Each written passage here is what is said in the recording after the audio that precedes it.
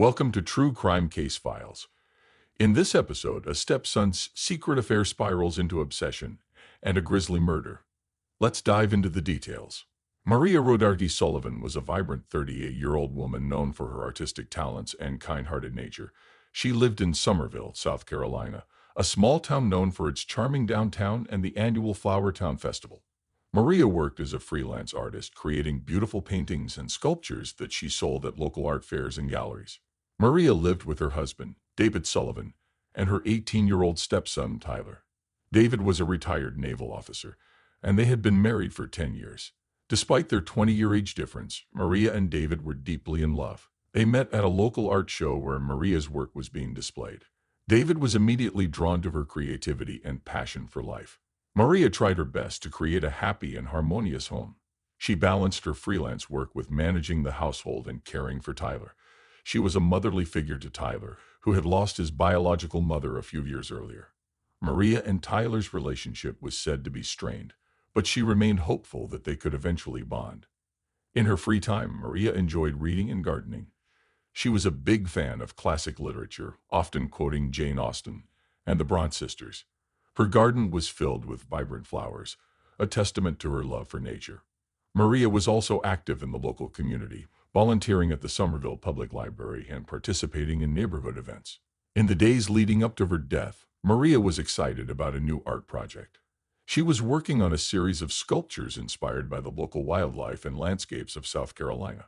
Maria planned to showcase these pieces at the upcoming Flower Town Festival. She was also looking forward to a small family getaway she had planned, hoping it would help mend the strained relationship between her and Tyler. Maria's friends described her as charismatic and friendly. She had a close-knit social circle and was always willing to lend a helping hand. Her friends recalled how Maria would often host dinner parties, cooking delicious meals, and creating a warm, welcoming atmosphere. Despite the challenges in her life, Maria remained optimistic and full of dreams. She hoped to open her own art gallery someday and inspire others with her work. Tragically, her dreams were cut short by a brutal and senseless act of violence. Maria's life was a testament to her resilience and creativity, and her loss was deeply felt by all who knew her. On the morning of September 12, 2012, Summerville was just waking up. It was a cool, clear day, with the sun shining brightly. Around 8:30 a.m., Maria Rodarte-Sullivan's neighbor, Lilybeth Carter, walked over to the Sullivan house. Lilybeth, who was 25 years old, lived next door. She often visited Maria to discuss her true crime novel, which she was working on based on real-life events. Lilybeth knocked on the door, but no one answered. She found this odd because Maria was usually up early, working in her art studio. The studio was a small separate building in the backyard. Lilybeth decided to check there. As she approached the studio, she noticed the door was slightly open. When Lilybeth entered, she was greeted by a horrific scene. Maria was lying on the floor, covered in blood. The room was in chaos, with broken sculptures and shattered glass everywhere. Maria's body showed signs of a violent struggle. Lilybeth was shocked and horrified. Her hands trembled as she quickly dialed 911 on her cell phone. The 911 operator, calming Lilybeth as best they could, instructed her to stay outside and wait for the police. Lilybeth, still in shock, followed the instructions. She stood in the yard, staring at the studio, trying to process what she had just seen. The police arrived within minutes. As they began their investigation, they noted the heavy sculpture near Maria's body. It was clear this was the murder weapon, used to inflict multiple blunt force trauma injuries. The amount of blood and the state of the studio indicated a frenzied attack. Lilybeth was interviewed by the police. She was still shaken but managed to provide a clear account of her mourning. She described her relationship with Maria and her reasons for visiting. Her detailed observations helped the investigators piece together the timeline of events leading up to the discovery of Maria's body. The discovery of Maria Rodarte-Sullivan's body marked the beginning of a complex and emotional investigation. Her friends and neighbors were left in shock, struggling to understand how such a brutal crime could happen in their peaceful community. When the police arrived at the Sullivan house on the morning of September 12, 2012, they knew they had a serious crime on their hands. It was a sunny day in Summerville, and the peaceful neighborhood was quickly disturbed by the flashing lights and sirens of police cars. Detective Martin Coco, a seasoned investigator known for his thoroughness, led the team. With him was Officer Julia Montes, who was respected for her calm and methodical approach. They had both seen many crime scenes, but the brutality of this one stood out. The art studio where Maria's body was found was a small building in the backyard. As they entered, the detectives were met with a gruesome sight. Blood was splattered on the walls, and the floor was covered with broken sculptures and shattered glass. The room looked like a scene from a horror movie, a far cry from the creative space it usually was. Maria's body lay on the floor, showing signs of a violent struggle. It was clear that she had been beaten to death with a heavy sculpture found nearby. The sculpture was stained with blood, indicating it was the murder weapon. Maria had multiple blunt force trauma injuries, suggesting a frenzied and brutal attack. The police immediately began their investigation. They cordoned off the area to preserve evidence. Detective Coco and Officer Montes carefully examined the crime scene, looking for any clues. They used advanced forensic techniques, including fingerprint dusting and blood pattern analysis, to piece together what had happened. The detectives worked quickly but meticulously. They collected samples of blood and hair for DNA analysis and took photographs of the scene from every angle. They also found a few items that seemed out of place, like a torn piece of cloth and a broken piece of jewelry, which they bagged as evidence. Outside, neighbors gathered, watching with a mix of fear and curiosity. The police asked anyone who had seen or heard anything unusual to come forward. They also conducted door-to-door interviews to gather more information about the hours leading up to the discovery of Maria's body. As the day went on, the police presence grew. Additional officers arrived to help with the investigation, and the media started to gather, drawn by the shocking nature of the crime. News reporters from local stations like WCIV and the Post and Courier began reporting live from the scene, adding to the growing sense of urgency. By the end of the day, the police had gathered a substantial amount of evidence, but many questions remained. Who could have done this, and why? Detective Coco and Officer Montes knew they had a long road ahead, but they were determined to find justice for Maria. David Sullivan, Maria's husband, was the first suspect the police investigated. David, who was 58 years old, had a disciplined and stoic personality, shaped by his years of service in the Navy. He married Maria 10 years ago, providing her with stability and support. Despite his stern exterior, David was deeply in love with Maria and very protective of his family. On September 12, 2012, after the police discovered Maria's body, they brought David in for questioning. Detective Martin Coco and Officer Julia Montes conducted the interview. David appeared calm, but was clearly shaken by the news of his wife's death. He told the detectives that he had been away on a business trip, staying at a Hampton Inn in Boston. He provided hotel receipts and a confirmation of his check-in and check-out times to back up his alibi. David's interview lasted several hours. The detectives asked him about his relationship with Maria and any possible enemies she might have had. David spoke about the tensions between Maria and his son Tyler. He mentioned that Tyler had been acting out since the death of his biological mother and struggled to accept Maria as a mother figure. David believed that despite these challenges, the family would eventually reconcile. The police also searched the Sullivan home for additional evidence. They went through David's belongings and searched his car, but found nothing suspicious. They interviewed David's colleagues and checked his phone records, all of which confirmed his alibi. Throughout the investigation, David maintained his composure. However, the strain was visible. He expressed his grief and disbelief that someone could harm Maria. He was cooperative with the police and provided them with any information they requested.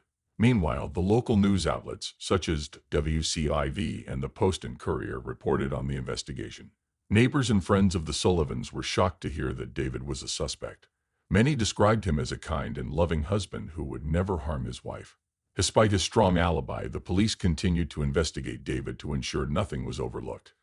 They re-examined the crime scene and cross-checked all the details of his alibi. Detective Coco and Officer Montes wanted to be thorough, leaving no stone unturned. As days passed, it became clear that David was not involved in Maria's murder. The focus of the investigation shifted to other potential suspects. While David was cleared, the pain of losing Maria and being under suspicion was a heavy burden he had to bear. On September 15, 2012, just 3 days after the discovery of Maria's body, Summerville was covered in a light drizzle. The gray skies matched the somber mood in the town. Around noon, while reviewing the evidence collected from the crime scene, Detective Martin Coco noticed something unusual. Hidden among Maria's art supplies in her studio were dozens of letters. These were not just any letters, but sexually explicit love letters exchanged between Maria and someone else. Detective Coco and Officer Julia Montes carefully read through the letters. The content revealed a secret affair between Maria and an unidentified individual. The letters spoke graphically of secret sex acts and deep, conflicting emotions. This discovery was a significant breakthrough in the case and suggested a possible motive for the murder. Detective Coco called for a meeting with the entire investigative team. They discussed the contents of the letters and the implications. The team knew they had to identify the other person involved in the affair to understand the full context and potential motives. Officer Montes led the effort to gather more information. She visited Maria's close friends and neighbors, asking if anyone knew about the affair. Many were shocked and had no idea Maria was involved with someone other than her husband, David. The news quickly spread through the small, very conservative Southern community, creating a buzz of gossip and speculation. Meanwhile, forensic experts analyzed the letters for fingerprints and DNA evidence. They also checked Maria's phone records and email history to find clues about her secret lover. The investigation was thorough, and every detail was scrutinized. On the same rainy afternoon, while examining Maria's phone, the detectives found a series of explicit text messages and call logs that led them to suspect Tyler, Maria's 18-year-old stepson. The messages hinted at a strained and complicated sexual relationship between Maria and Tyler. Some of the texts were heated, while others were more explicit and graphically described their sexual relationship. Detective Coco and Officer Montes were shocked by this new revelation. Tyler had always been seen as a troubled teenager, but the extent of his relationship with Maria was unexpected.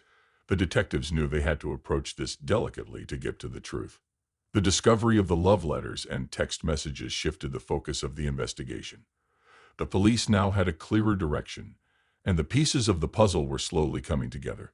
They prepared to interrogate Tyler again, this time with new compelling evidence that could unlock the secrets behind Maria's tragic death. True crime case solvers interested in more real-life murder mysteries, be sure to like and subscribe to our channel. And do you have any thoughts about this case or have a case of your own you'd like us to investigate? Leave us a comment. Stay safe. True crime case. Tyler Sullivan, Maria's 18-year-old stepson, became the focus of the investigation after the discovery of the love letters and text messages. Tyler was a troubled teenager, still struggling with the death of his biological mother and the arrival of Maria into his life. He often acted out, showing signs of resentment towards Maria for taking his mother's place. Despite this, he was intelligent and ambitious, with a passion for music. He spent hours playing his guitar, dreaming of becoming a famous musician. On September 16, 2012, Tyler was brought in for questioning. Detective Martin Coco and Officer Julia Montes conducted the interview. Tyler appeared nervous but tried to remain calm. The detectives began by asking him about his relationship with Maria. Tyler admitted that their relationship was strained, but denied any involvement in her murder. When the detectives presented the love letters, Tyler's demeanor changed. He became visibly upset and defensive. He confessed to the affair, explaining that they started having sex about a year ago. Tyler said he became obsessed with Maria, believing that they could be together if his father David were out of the picture. However, Maria tried to end the affair and focus on her marriage, which frustrated Tyler. The detectives pressed Tyler for more details. They asked him about the night of Maria's murder. Tyler claimed he was at a friend's house, watching movies. The police checked his alibi, but it was weak and lacked concrete evidence. His friend Jake said Tyler was with him, but couldn't remember specific details or times. Tyler's reaction to the interrogation was a mix of anger and fear. He was defensive and argumentative, denying any involvement in the murder while expressing his frustration over Maria ending the affair. The detectives noted his conflicting emotions, which seemed to oscillate between sadness and anger. While Tyler was a prime suspect, the police needed more evidence to link him directly to the crime. They continued to analyze the physical evidence from the crime scene and cross-referenced it with Tyler's statements. The detectives also reviewed security camera footage from the neighborhood, hoping to find any inconsistencies in Tyler's alibi. The investigation into Tyler was intense and thorough. Detective Thompson and Officer Montes were determined to uncover the truth. They knew Tyler had a motive, but they needed solid evidence to prove his involvement. The love letters and text messages were crucial, but they had to build a strong case. The investigation was far from over, and the detectives continued to piece together the puzzle. Tyler remained a key figure in the case, and the police were determined to find justice for Maria. Lilybeth Carter, the Sullivans' 25-year-old neighbor, became another person of interest in the investigation. Lilybeth lived next door and frequently visited the Sullivan house. She had a keen interest in true crime stories and was working on a novel based on real-life events. Lilybeth was known for her observant nature and was often seen taking notes and photos around the neighborhood. On September 17, 2012, the police brought Lilybeth in for questioning. Detective Martin Coco and Officer Julia Montes conducted the interview. Lilybeth appeared calm and cooperative. She explained that she had a passion for writing and was fascinated by true crime. She often visited Maria to discuss her novel and get feedback on her writing. The detectives asked Lilybeth about the morning she discovered Maria's body. Lilybeth recounted the events in detail, describing how she found the studio door slightly open and discovered Maria lying on the floor. She spoke about her shock and horror and how she immediately called 911. The detectives noted that Lilybeth's account was consistent with the initial report. As the questioning continued, the detectives probed deeper into Lilybeth's relationship with the Sullivans. Lilybeth admitted that she often observed the family dynamics, noting the tension between Maria and Tyler. She also mentioned that she had seen Tyler acting suspiciously on several occasions, but didn't think much of it at the time. The detectives asked Lilybeth about her interest in true crime and whether it influenced her actions. Lilybeth explained that her interest was purely academic and creative. She was writing a novel and used her observations to create realistic characters and scenarios. She denied any involvement in Maria's murder and insisted that she was just a concerned neighbor. Lilybeth's calm and cooperative demeanor made it difficult for the detectives to determine if she was hiding anything. They decided to search her house for any evidence that might link her to the crime. They found several notebooks filled with detailed observations about the neighborhood and the Sullivans, but nothing directly incriminating. Despite her cooperation, Lilybeth remained a person of interest. The detectives continued to monitor her closely, looking for any inconsistencies in her story. They also reviewed the security footage from the neighborhood, hoping to find any evidence that could either implicate or clear her. As the investigation into Lilybeth continued, the detectives faced the challenge of distinguishing between her genuine interest in true crime and any potential involvement in Maria's death. The complexity of the case deepened, but the police remained committed to finding the truth and bringing justice for Maria. On September 20, 2012, the investigation took a significant turn. Detective Martin Coco and Officer Julia Montes had gathered enough evidence to identify the murderer. The evidence pointed to Tyler Sullivan, Maria's 18-year-old stepson. Tyler's conflicting emotions and erratic behavior had raised suspicions from the start, but it was the discovery of his fingerprints on the murder weapon that sealed his fate. Tyler was known to be a troubled teenager. He struggled with the recent death of his biological mother and resented Maria for taking her place. Despite his intelligence and passion for music, Tyler's feelings for Maria had evolved into a dangerous mix of hatred and desire. When Maria confronted him about his failing grades and her decision to end their secret affair, Tyler snapped. In a fit of rage and obsession, he attacked her with a heavy sculpture from her studio. The detectives had pieced together the events of that fateful day. Tyler had been at the house, waiting for the right moment. When Maria entered the studio, he followed her. The confrontation escalated quickly, and in his fury, Tyler grabbed the sculpture and struck Maria multiple times, leading to her death. With the evidence in hand, the police prepared to arrest Tyler. On the evening of September 20, they arrived at the Sullivan home. Tyler was in his room, listening to music on his iPod. When the officers entered, Tyler seemed surprised but didn't resist arrest. He was handcuffed and taken to the police station for processing. David Sullivan, Tyler's father, was devastated by the news. He couldn't believe that his son was capable of such a brutal act. The family was torn apart by the revelation, and the community was equally shocked. Neighbors and friends who had known Tyler as a quiet, troubled teen now saw him in a completely different light. The police detailed the evidence during a press conference, explaining how Tyler's obsession with Maria and his inability to control his emotions led to the murder. The discovery of the sexually explicit letters and Tyler's fingerprints on the murder weapon were critical pieces of the puzzle that helped solve the case. As Tyler was taken away, his reaction was a mix of anger and resignation. He knew the evidence against him was overwhelming, and there was no escape from the consequences of his actions. Maria's friends and family were relieved that the murderer had been caught, but the pain of losing Maria remained. The arrest of Tyler Sullivan brought some closure to the case, but the journey to justice was far from over. The next step was the trial, where the full extent of Tyler's actions and motives would be revealed. The trial of Tyler Sullivan began on November 5, 2012, in Summerville, South Carolina. The courtroom was filled with reporters, friends, and family members, all eager to hear the details of the case. The prosecution was led by Assistant District Attorney James Bliver, a seasoned lawyer known for his tenacity and thoroughness. He was 45 years old, with a stern demeanor that commanded respect. Bliver argued that Tyler's obsession with Maria, coupled with his anger over her ending their affair, led him to commit the brutal murder. He presented the love letters, text messages, and the forensic evidence linking Tyler to the crime. The prosecution's case was solid, painting a clear picture of Tyler's motive and actions. The defense was handled by public defender Sarah Jane Lemon, a compassionate and determined attorney who had been practicing law for over 20 years. She was 42 years old and known for her dedication to her clients. Lemon argued that Tyler was a troubled teenager who had been deeply affected by his mother's death and was struggling with mental health issues. She claimed that Tyler's actions were not premeditated but a result of emotional turmoil and confusion. Throughout the trial, the emotional toll on Maria's family was evident.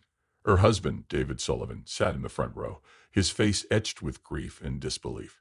Friends and family members wept quietly as they listened to the details of Maria's tragic death. After several weeks of testimony and evidence, the jury deliberated for 2 days. On December 3, 2012, they returned with a verdict. Tyler Sullivan was found guilty of second-degree murder. The courtroom was silent as the judge read the verdict. Tyler showed little emotion, his face blank as he listened to his fate. The sentencing took place on December 10, 2012. Tyler was sentenced to 25 years in prison without the possibility of parole. The judge stated that while Tyler's actions were driven by emotional distress, the brutality of the crime warranted a severe punishment. The sentence aimed to provide justice for Maria and her family while acknowledging Tyler's troubled background. Maria's family had mixed reactions to the sentence. Some felt it was too lenient, given the nature of the crime, while others believed it was a fair balance between justice and compassion for Tyler's mental state. The community of Summerville was left to grapple with the aftermath of the tragedy, hoping to find some sense of closure. The trial and sentencing of Tyler Sullivan were widely covered by local media, including WCIV and the Post and Courier. The case served as a somber reminder of the impact of emotional and mental health issues and the devastating consequences they can have. After Tyler Sullivan was sentenced to 25 years in prison, life in Summerville, South Carolina, began to slowly move forward. The trial had been a traumatic experience for everyone involved, leaving lasting impacts on the community. David Sullivan, Maria's husband, struggled to cope with the loss of his wife and the imprisonment of his son. He took a leave of absence from his job and sought counseling to deal with his grief and the overwhelming sense of betrayal. Friends and neighbors provided support, but David often felt isolated. He decided to move to Charleston to start fresh, away from the painful memories in Summerville. Tyler's incarceration was a difficult adjustment for him as well. He was sent to a state correctional facility where he began receiving psychological counseling. The prison system offered educational programs, and Tyler enrolled in classes to complete his high school education and began studying music theory, still clinging to his dream of becoming a musician someday. Lilybeth Carter, the neighbor and true crime enthusiast, was deeply affected by the entire ordeal. She continued to write her novel, now incorporating the harrowing experience she had lived through. The local media, including WCIV and the Post and Courier, featured interviews with Lilybeth, discussing her perspective on the case. Despite the unwanted attention, Lilybeth remained focused on her writing, finding solace in her creative work. Detective Martin Coco and Officer Julia Montes, the lead investigators, received commendations for their diligent work in solving the case. The success of their investigation reinforced their commitment to justice and the importance of thorough police work. The case also highlighted the need for increased support for mental health issues, both within families and the broader community. Life in Summerville gradually returned to a semblance of normalcy, but the memory of Maria Rodarte-Sullivan and the tragic events that unfolded remained etched in the hearts of those who knew her. The town's resolve to support mental health initiatives and honor Maria's legacy became a lasting tribute to her life. Thank you for listening to this episode of True Crime Case Files. The tragic story of Maria Rodarte-Sullivan reminds us of the complexities of human relationships and the dark paths obsession can lead us down. Join us next time as we explore another case in our pursuit of truth and justice. Stay safe.